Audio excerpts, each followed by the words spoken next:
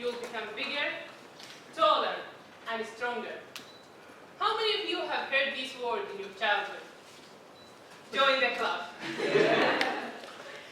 I drank my milk, I ate my food, I even slept early, but I was never tall enough to reach that chocolate box. So you know what? I decided to take it in my own hands. I decided to never trust what I have been told, unless I test it. MC of the day, fellow Toastmasters, and most welcome guests. That was my childhood motto. And trust me, I've lived it to the maximum. One of the most memorable situations in our house was when my brother came from school saying, you know what, our teacher told us when we are in trouble, I'm supposed to call 911 and somebody will come to my rescue. I looked at him and said, really? How do you know that he was telling the truth? He might have been lying to you. No, teacher never lies. Really? I challenged him. My brother was 2 years older than me, but provided that he knew me, he knew that I would never be convinced unless he demonstrated to me. So guess what? He called 911. And as soon as the policeman picked the phone, he panicked and closed that phone directly. And he started to brag in front of me. See, I've told you. I looked at him and said, really? I haven't actually heard him, so I don't really know that you have spoke to him. At that moment, my brother looked at me angrily and called again, just to convince me. But that time, I was holding the phone in my own hand. And believe it or not, I've truly heard the sound of a policeman providing his help if I needed any. I closed the phone while saying, oh, it's true. My brother started to brag immediately in front of me. But you know what? Something was truly bothering me. I've not actually seen him dialing the number. So how can I know that he has dialed 911 and nothing else? I swear to God he wanted to kill me at that moment, but he was patient enough to redial the number again. And this time, I was finally convinced. But we suddenly heard the policeman shouting from the other end of the phone, stop playing! This number is for emergencies only! My brother panicked, but being the child I was, I replied to him saying, we were just testing. You don't have to be so angry.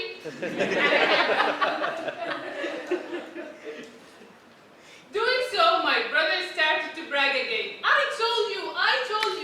He was living the moment, and I have not stopped him this time.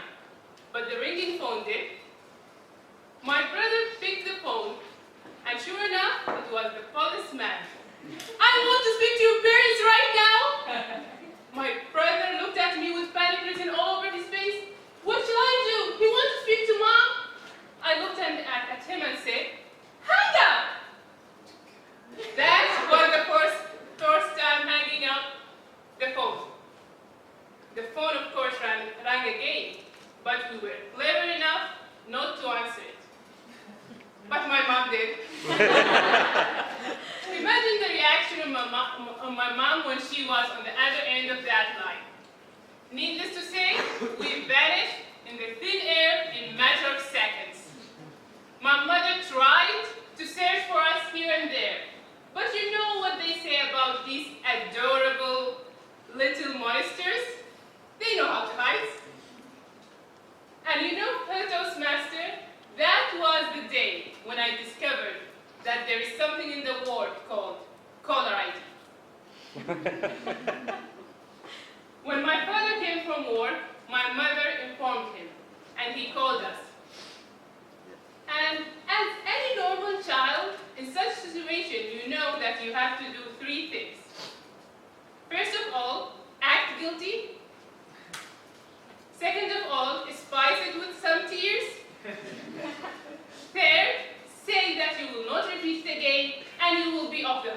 And that's what my brother did. Me was a total other story. I could not keep my straight face. I just went like... My father was lecturing us, and I literally was sitting over there doing... My father couldn't take it anymore. So he just looked at me and he started to laugh. At that moment, I laughed utterly, totally, uncontrollably, because I totally lost it. My father looked at me and said, "I truly cannot understand how you have done all this mess and you are standing in front of me, laughing, while your brother, who has done almost nothing, is the one who's feeling sorry." But hey, what I can do, being the youngest, may get you off the hook sometimes. Yeah. Somebody's sharing the opinion over here. So, my father picked me off the ground, looked in my eyes, and told me, "Tanaji, if somebody told you that fire burned, do you really need to go and put your hand in the fire just to test it?" His word made some perfect sense to myself, so I adjusted my motto a little bit.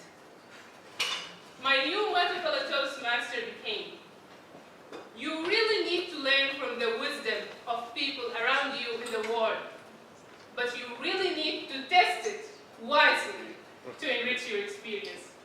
And that's another story.